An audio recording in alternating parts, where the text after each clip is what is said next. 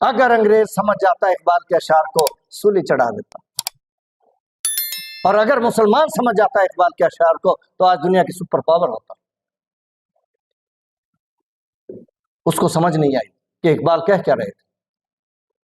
وہ انقلاب کی بات کر رہے تھے، اور انقلاب کی اجازت انگریز کیسے دیتا؟ غلاموں کی اجازت نہیں ہوتی کہ وہ انقلاب کا نعرہ لگا دیں۔ پردہ اٹھا دوں اگر چہرہ افکار سے، لا نہ سکے گا فرنگ میری نواؤں کتاب۔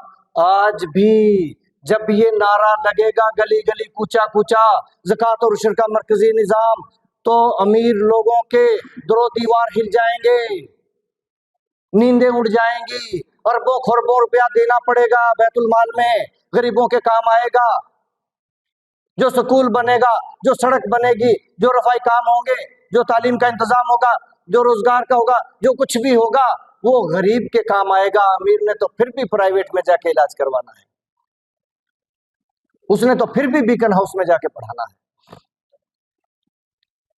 اس لیے اب بھی ہمارے لیے وہی حالات ہیں کہ پردہ اٹھا دوں اگر چہرہ افکار سے، اگر اپنی سوچیں علل اعلان سب کو بتا دوں کہ زکوٰۃ اور عشر کا مرکزی نظام لانا ہے تو دشمن کی نیندیں اڑ جائیں گی، اسلام کے دشمنوں کی نیندیں اڑ جائیں گی۔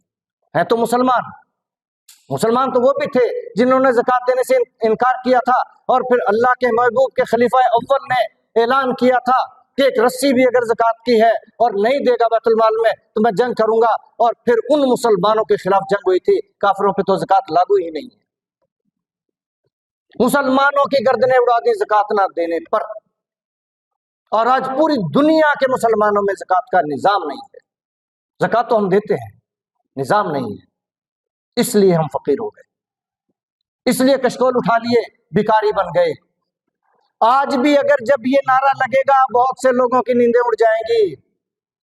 پردہ اٹھا دوں اگر چہرہ افکار سے، لا نہ سکے گا فرنگ میری نواؤں کتاب۔ فرنگ تو یہاں نہیں ہے، فرنگ کے پروردہ تو ہیں، لیکن اپنی بقا کے لیے کام کرنا ہوگا۔